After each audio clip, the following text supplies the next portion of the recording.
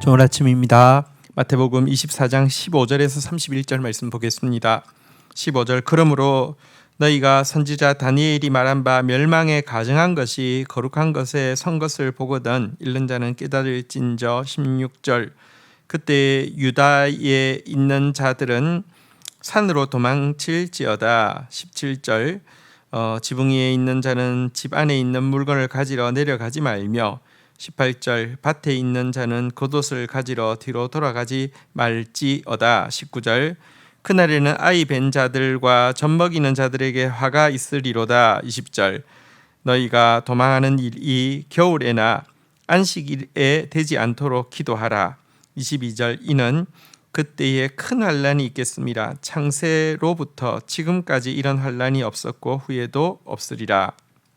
자, 예수님께서 이제 마지막 때의 징조에 대해서 묻고 있는 제자들에게 먼저 다니엘이 말한 바 멸망에 가증한 것이 거룩한 것에 선 것을 보거든 이 이제 어떻게 하라라고 하는 이 예언을 인용하고 있습니다. 다니엘은 이제 그 바벨론 시대 그리고 이제 페르시아 시대가 이제 바벨론 시대로부터 페르시아 시대가 시작되어질 때까지 있었던 인물인데요. 이제 유다 민족에게 또 교회에게 이제 그 바벨론 시대 이후에 또 페르시아 시대, 그리스 시대, 또 로마 시대 이 세상 끝날까지 있을 일들에 대해서 쭉 예언을 했었는데요. 그 예언 중에 보면 멸망에 가증한 것이 거룩한 것에 서는 것에 대한 내용이 나옵니다. 이것은 1차적으로는 셀루큐스 왕조 때에 일어난 안티오쿠스 에피파네스가 성전을 더럽히고 성전에 우상을 세우고 성전 안에서 학살을 행한 일을 이야기합니다. 그러나 이 일이 단회적으로 그치지는 않고 이제 예수님 당시는 로마가 다스리고 있었는데요. 이제 로마 시대에 조금 지나면 이제 예수님께서 지금 돌 하나 위에 돌 하나도 남지 않을 것이라고 예언한 그 일이 그대로 이루어지게 될 것입니다. 다시 말하면 로마 군대가 여기에 진입하게 되어지는 이 엄청난 학살이 이제 시작되어지는 것에 대한 구체적인 예언을 이야기하고요. 또 역시 로마의 군인이 진입하여서 성전을 무너뜨리고 성전을 더럽히는 이 일이 또 예수님 시대에 일어난 그 일로 그치지는 않을 것이고요. 마지막 때에 멸망에 가증한 것이 거룩한 곳에 선다는 것은 궁극적으로는 이 교회 안에서 일어날 사악한 배교와 참된 신자에 대한 대규모 환란에 대한 예언으로 또 볼 수 있을 것입니다.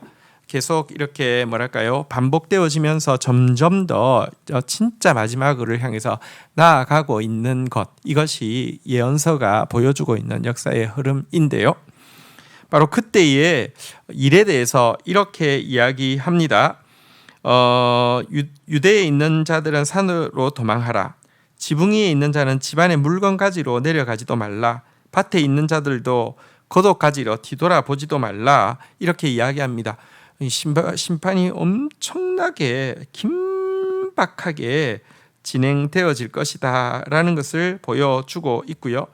그날에는 아이 뵌 자들, 젖먹이는 자들에게 화가 있다 이렇게 이야기하고, 이 도망가는 일이 겨울이나 안식일에 되지 않도록 기도하라 이렇게 이야기하고 있는데요. 이것은 아이나 젖먹이를 돌아봐 줄 경황이 없을 정도로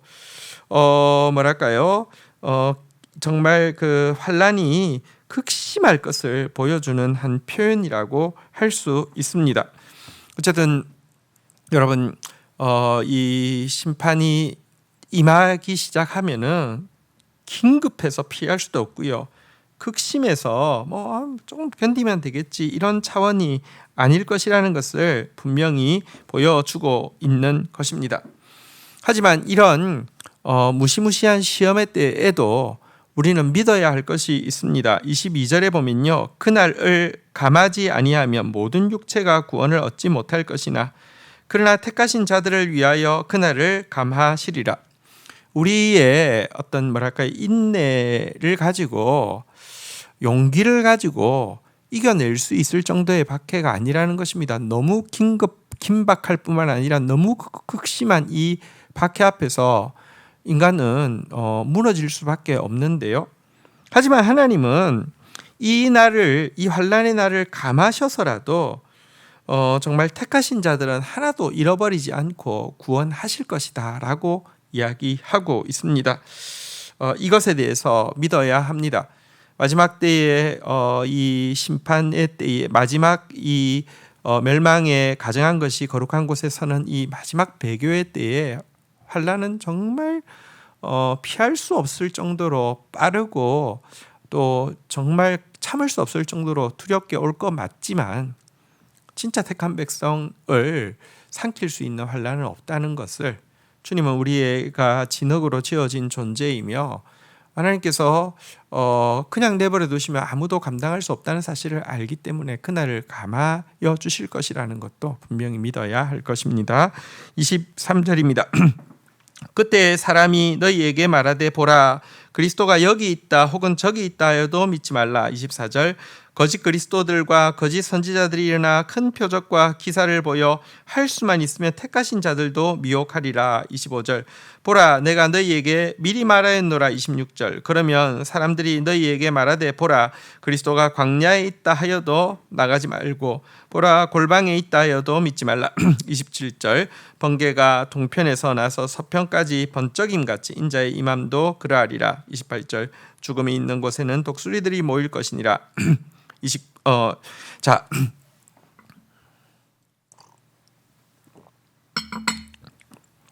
대환란의 시기는 이제 그리스도의 재림의 전조라고 어제도 말씀했지 않습니까?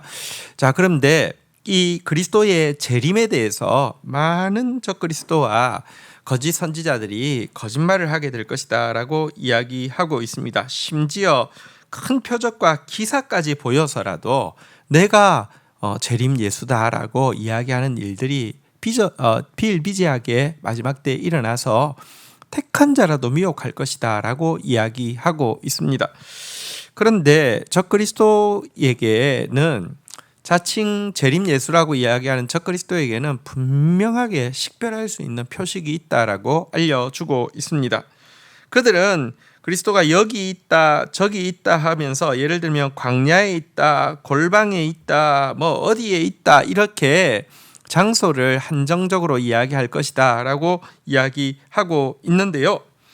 그러나 예수 그리스도께서 재림하실 때는요 번개가 동편에서 나서 서편에 번쩍임 같이 모든 사람이 볼 수 있게 임하시지 어디 뭐 광야에 어디 골방에 어디 무슨 어느 마을에 여기 과천에 왔다 뭐 금산에 왔다 여러분 그렇게 하지 않는다는 것입니다.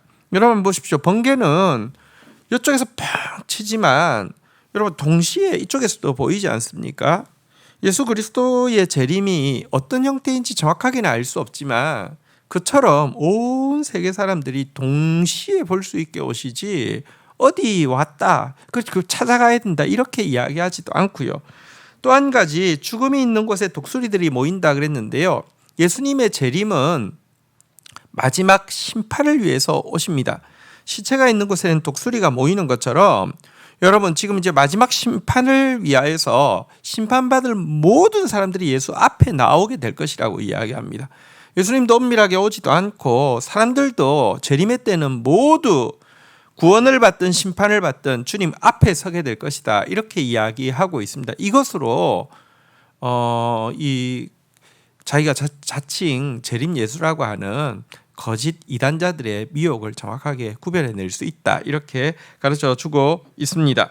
29절입니다. 그날 환난 후에 즉시 해가 어두워지며 달이 빛을 내지 아니하며 별들이 하늘에서 떨어지며 하늘의 권능들이 흔들리리라. 30절 그때에 인자의 징조가 하늘에서 보이겠고 그때에 땅의 모든 족속들이 통곡하며 그들이 인자가 구름을 타고 능력과 큰 권능으로 오는 것을 보리라. 31절 그가 큰 나팔 소리와 함께 천사들을 내보내리니 그들이 그의 택하신 자들을 하늘 이 끝에서 저 끝까지 사방에서 모으리라.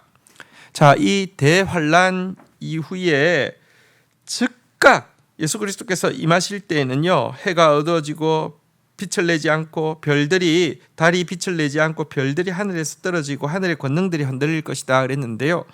성경에 보면 우주적인 대변혁의 역사가 있을 것이고 예수 그리스도께서 새 하늘과 새 땅을 창조하시기 위해서 큰 능력과 영광으로 다시 오시게 되는 것을 보게 될 것이다, 이렇게 이야기하고 있습니다.